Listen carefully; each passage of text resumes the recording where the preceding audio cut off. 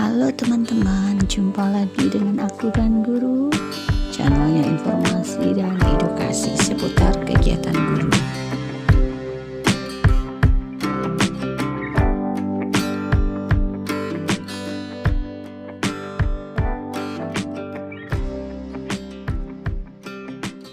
Pada video kali ini saya ingin menginfokan bahwa Menpan RB telah menetapkan dua kategori tenaga honor atau tenaga non-ASN yang nantinya akan menjadikan prioritas untuk pengangkatan ASN P3K.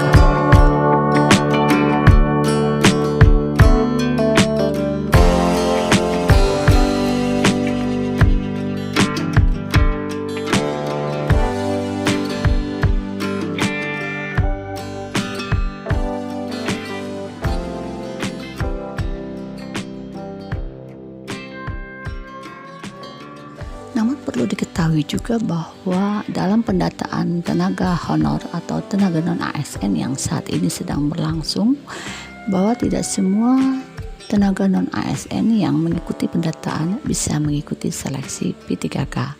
Namun ada juga tenaga honorer yang tidak perlu mengikuti pendataan. Nah, apa saja itu?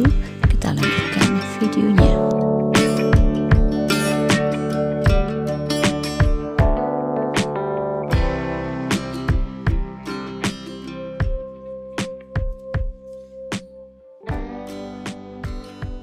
Terkait dengan tidak semua tenaga honor yang mengikuti pendataan tidak bisa mengikuti seleksi P3K, dikatakan bahwa hanya ada 5 kategori yang diperbolehkan mengikuti seleksi P3K tersebut sesuai dengan Surat Menteri Pan RB nomor B/185/M/SM .02.03 tahun 2023.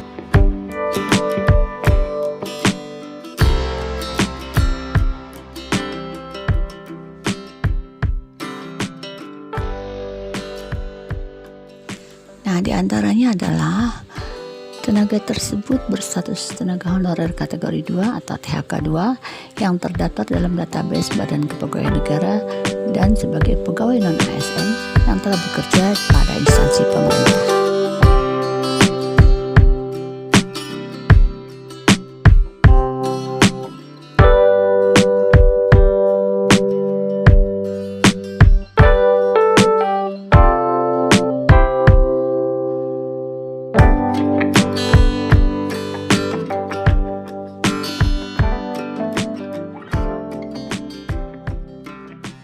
Kategori berikutnya adalah tenaga honorer yang mendapatkan penggajian melalui mekanisme pembayaran langsung yang berasal dari APBN untuk instansi pusat dan APBD untuk instansi daerah, dan bukan melalui mekanisme pengadaan barang dan jasa baik individu maupun pihak ketiga.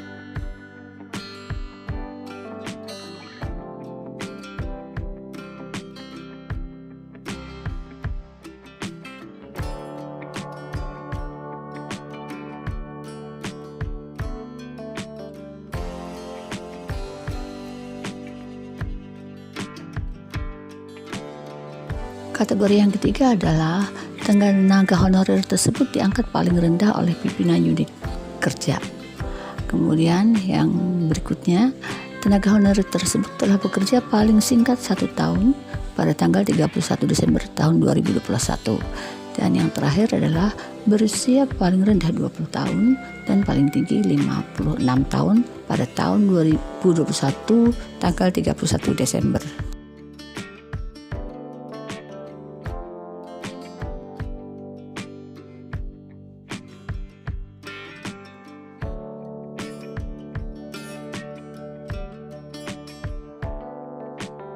Nah, itulah tadi ada 5 yang hanya boleh melakukan pendataan tenaga honor atau pendataan tenaga non-ASN.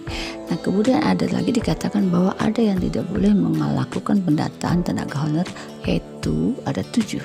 Di antaranya adalah 1. Pegawai Badan Layanan Umum, kemudian pegawai Badan Layanan Umum Daerah, berikutnya adalah petugas kebersihan, kemudian 4 adalah pengemudi, 5 adalah satuan pengamanan, dan 6 jabatan lainnya yang dibayarkan dengan mekanisme outsourcing.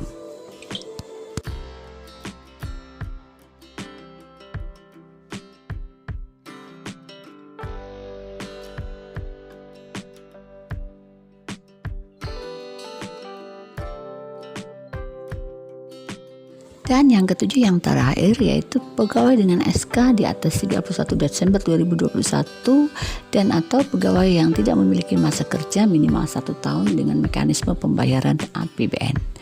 Nah, itulah 7 tenaga honor di atas yang tidak perlu melakukan pendataan ASN atau pendataan non-ASN karena akan dialihkan menjadi tenaga outsourcing atau tenaga ahli daya.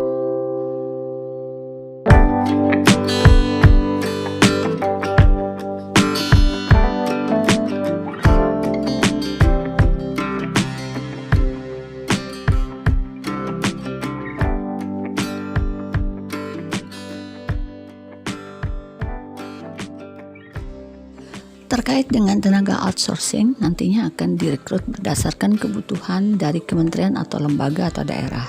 Nah, selain itu, proses pengangkatan tenaga ahli daya ini juga nantinya disesuaikan dengan karakteristik dan kebutuhan dari masing-masing instansi.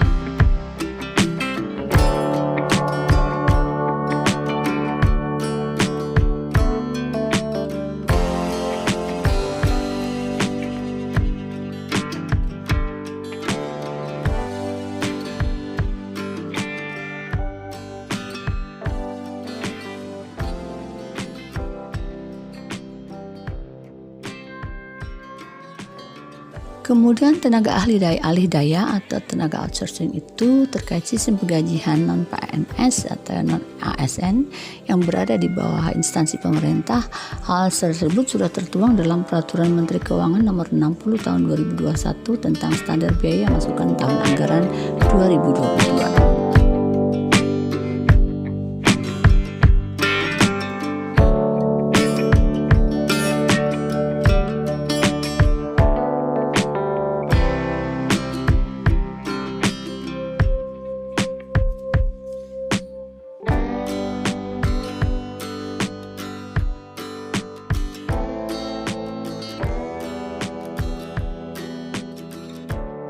Berdasarkan peraturan tersebut, gaji atau honorarium outsourcing dalam hal ini satpam, pengemudi dan peramu bakti ditetapkan berdasarkan provinsi, kementerian atau lembaga tempat ia bekerja. Oleh karena itu, besaran gaji yang diterima oleh pegawai outsourcing bisa berbeda sesuai dengan kemampuan wilayahnya.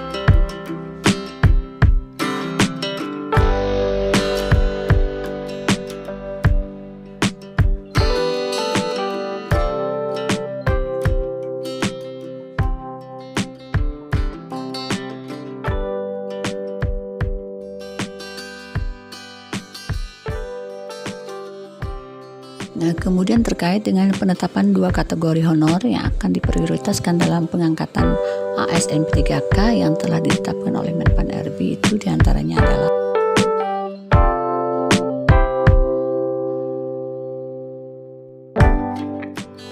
tenaga guru dan tenaga kesehatan.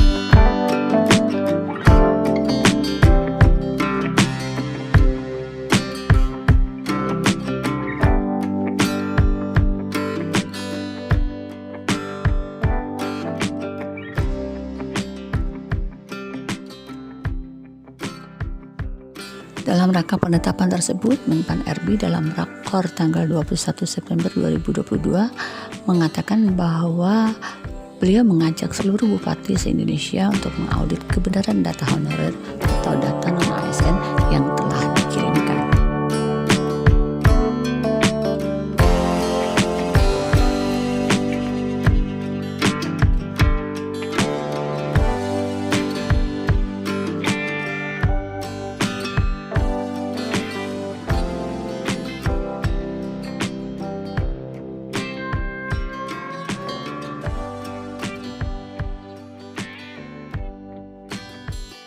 Menpan RB juga meminta dengan tegas agar bupati selaku pejabat pembina kepegawaian atau PPK mengirimkan surat pernyataan pertanggungjawaban mutlak atau SPTJM kepada BKN untuk penyelesaian tenaga honor.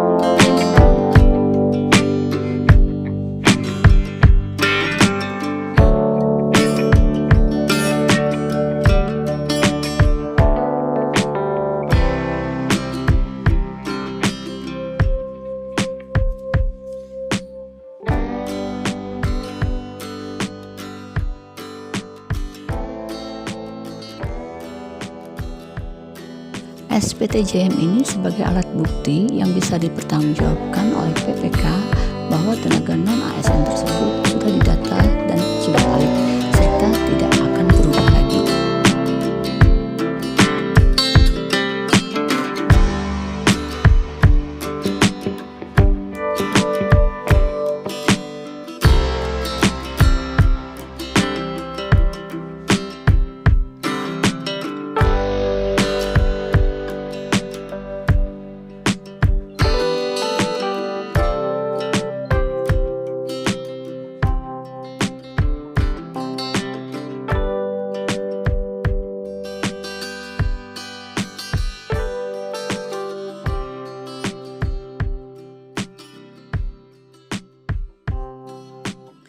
Menpan RB mengatakan bahwa prioritas pengadaan ASN untuk tahun 2022 adalah tenaga honorer pada pelayanan dasar.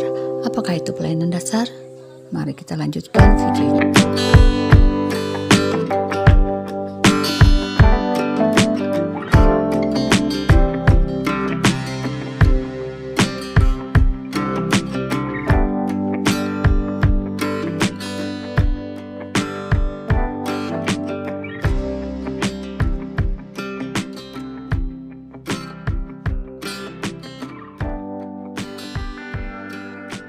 Nah, pelayanan dasar itu adalah guru dan tenaga kesehatan, namun tidak menutup kemungkinan jabatan lainnya. Demikian ujar Anas yang dikutip dari berita Seloraya.com.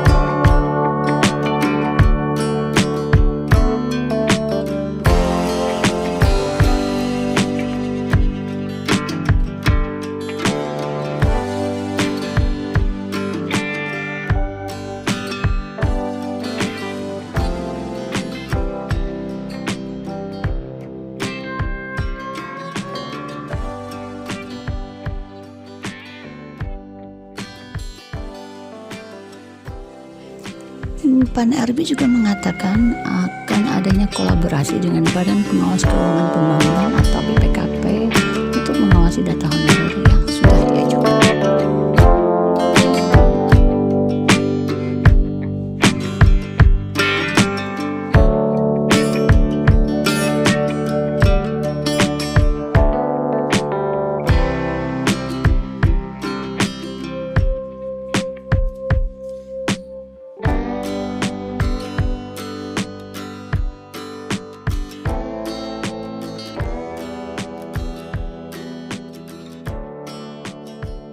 Beliau juga mengatakan akan ada audit data tenaga non-ASN yang telah diajukan untuk memastikan bahwa data tersebut sesuai dengan data yang sudah dipersyaratkan.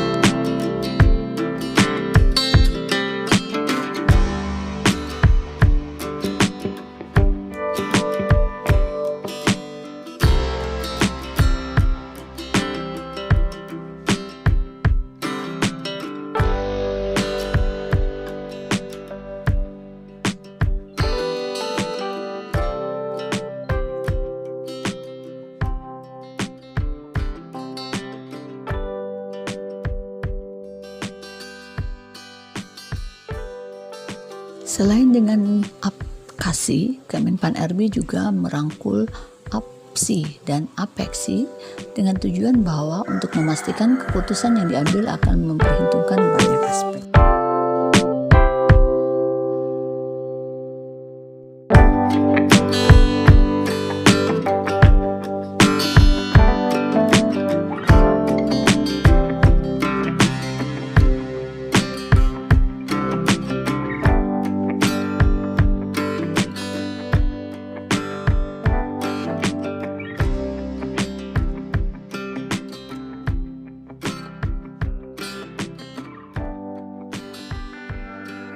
Selain itu juga bertujuan untuk memastikan kevaliditasan data yang telah dikirimkan, karena perlu diketahui berdasarkan hasil pendataan tenaga honorer ada data yang tidak sesuai.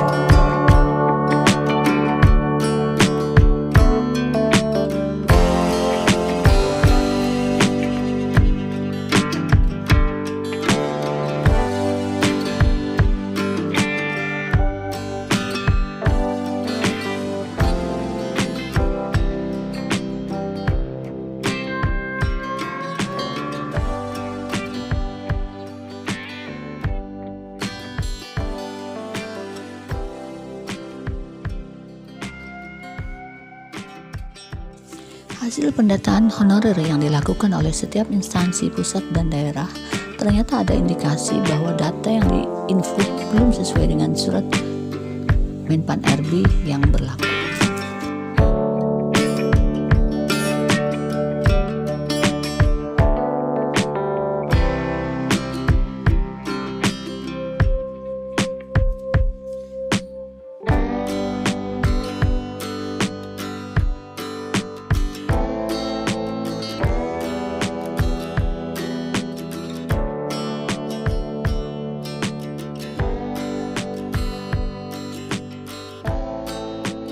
Juga ada data tenaga honorer yang kualifikasi pendidikannya tidak sesuai dengan syarat untuk diangkat menjadi ASN.